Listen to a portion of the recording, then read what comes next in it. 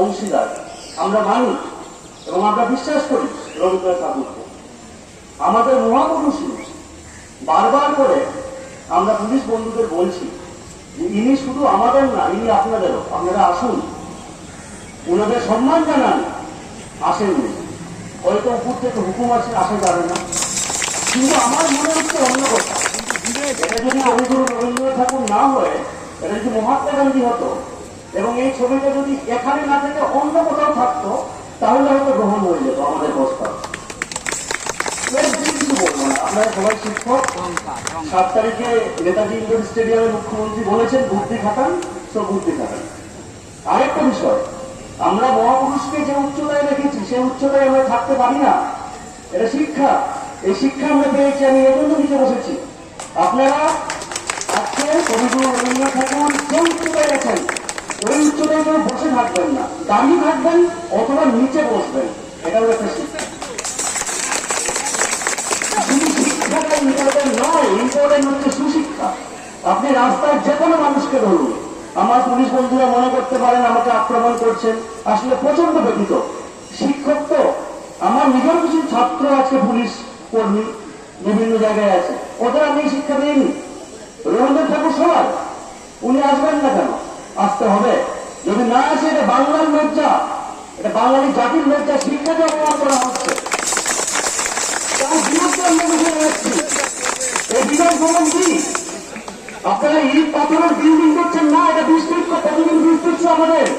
আমরা উদাহরণবাবু বাচ্চারা শুনেছি, আমরা এখানে সবাইকে আবার শিক্ষিত করবো।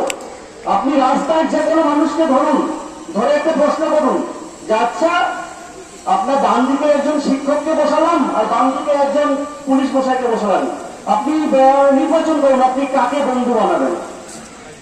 যে কোনো মানুষকে রাস্তায় ধরুন, প্রশ্ন করুন যে আপনার ডান দিকে পুলিশ, বাম দিকে যে কোনো শিক্ষক, আপনি কাকে বন্ধু বানাবেন, আপনি কার পাশে যাবেন, কার কথা বিশ্বাস করবেন, এর উত্তর কি আমাকে বলে দিতে হবে? যে কোনো বিষয়, যে কোনো সংগঠন, যে কোনো কিছুর একটা উদ্দেশ্য থাকে, তাতে ফরমেশনের একটা উদ্দেশ্য থাকে। পুলিশের কাজ কি? পুলিশের কাজ নিরাপত্তা প্রদান করা, পুলিশের কাজ আস্থা জোগানো, ভরসা জোগানো। কিন্তু আমরা শিক্ষকেরা লাঠি করেছি পেটে পুলিশের কাছ থেকে। এই শিক্ষা দিয়েছি আমরা, লজ্জা লাগে। কখনো কখনো মনে হয় সত্যি আমরা অযোগ্য শিক্ষক মনে হয়, আমরা শিক্ষা দিতে পারিনি। কিন্তু তবুও আমরা জানি যে শিক্ষার মধ্যে অহংকার থাকতে পারে না, তাই আমরা অহংকারী নই।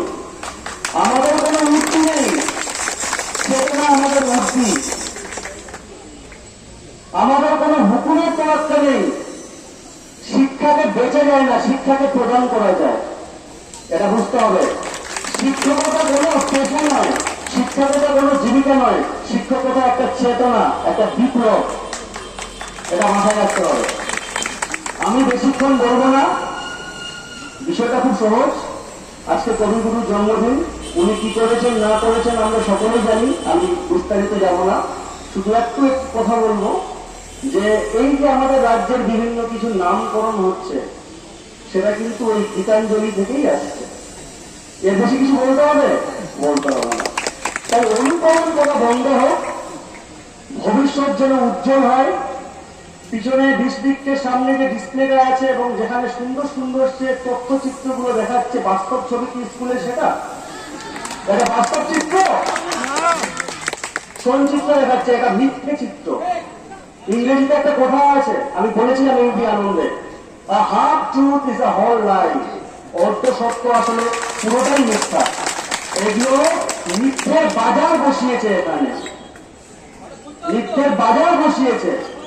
আজকে রাস্তায় বসেছি, উদয়ন বাবুর পাঠশালা, উদয়ন পণ্ডিতের পাঠশালা খুলেছি। এখানে আমরা জেনেছি, আমরা পড়বো, আমরা জানবো, আমরা শিখবো, আমরা প্রশ্ন করবো। মেরুদণ্ড বিক্রি করি, কোন রাজনৈতিক দলের কথা বলছি না। এখানে এখানে শিক্ষক যাদের কথা বলা হচ্ছে, আমাদের মেরুদণ্ড আছে, কুকুরের তো রক্ষা করি না।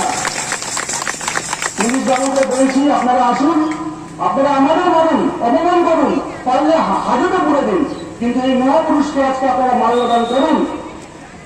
আপনারা যে উচ্চতায় বসে আছেন, সেই উচ্চতা থেকে নিচুতে বসে মাটিতে বসুন, কতটা দাঁড়িয়ে যান। আমরা শিক্ষক ও শিক্ষা দিয়ে যাচ্ছি। এটা মাথায় রাখুন।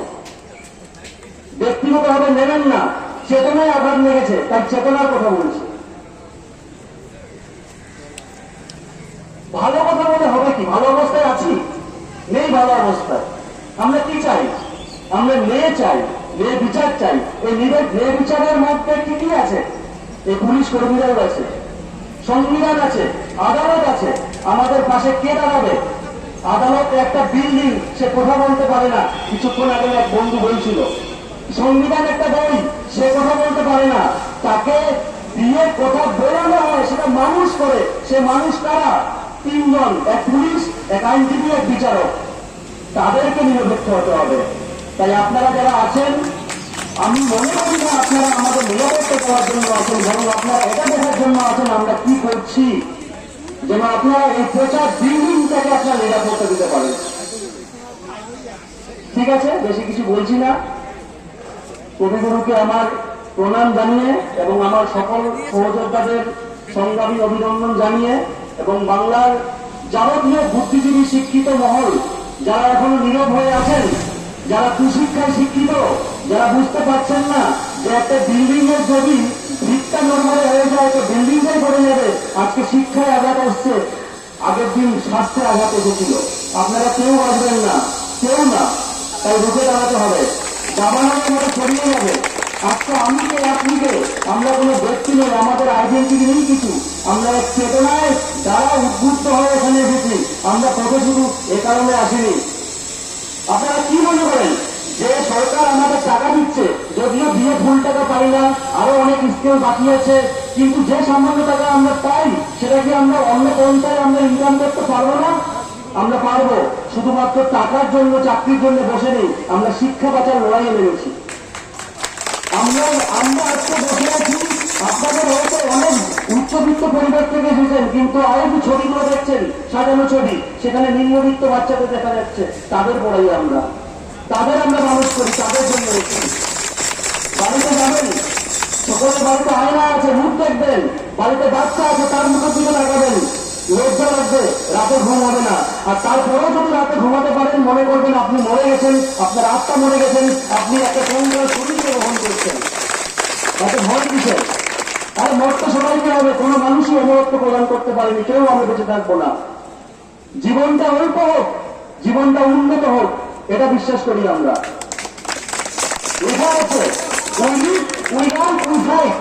এটা বিশ্বাস করি আমরা। প্রশ্ন করতে গেলে শিক্ষা লাগে, রাস্তায় দাঁড়াতে গেলে শিক্ষা লাগে, শাসকের চোখে চোখ রেখে কথা বলতে গেলে শিক্ষা লাগে। উক্তি সবকিছু নয়, হুকুম সবকিছু নয়। আপনার কাছে আদেশ আসতেই পারে, সেই আদেশ থেকে আপনাকে ফিল্টার করতে হবে, কোনটা সত্য কোনটা মিথ্যা সেটা আপনাকে বুঝতে হবে, সত্যের পাশে দাঁড়াতে হবে, এগুলো বুঝতে হবে। আপনারা শিক্ষক, আমরা শিক্ষক আন্দোলনে নেমেছি, আমরা শিক্ষা বাঁচাও আন্দোলনে নেমেছি। যদি শিক্ষা না থাকে তো আমরাও বেঁচে থাকবো না, কারণ আমরা শিক্ষার সঙ্গে আমরা ভাগিদার হয়ে আছি। এই শিক্ষাকে আপনারা মারছেন, আমরা শিক্ষাকে বাঁচাতে এসেছি। যদি না বাঁচাতে পারি আমরাও মরে যাবো, আপনারা ডুবডুবি বাজাবেন। যেহেতু আপনারা আজকে আপনারা দেখছেন বেসরকারি শিক্ষা গ্রহণ যে বিদ্যালয়গুলো তৈরি হচ্ছে, কত টাকা আছে আপনাদের? একটা পঞ্চম শ্রেণীর একটা বড় স্কুলের বার্ষিক 8 লক্ষ 7 লক্ষ টাকা ফিস পারবেন দিতে? পারবেন দিতে? হ্যাঁ, আমি বলেছি এই ছবিটা যদি মহাত্মা গান্ধী হতো এবং এই ছবিটা যদি অন্য কিছু জায়গায় থাকতো তাহলে কেউ প্রত্যাখ্যান করতে পারতো না, নিয়ে নিত। বেশি কিছু বলছি না। আরেকটা কথা, আমাদের 23 তারিখ অবধি মেহবুব ভাই যে কর্মসূচিগুলো দেবে, এই কর্মসূচিগুলো আমাদের সকলকে পালন করতে হবে।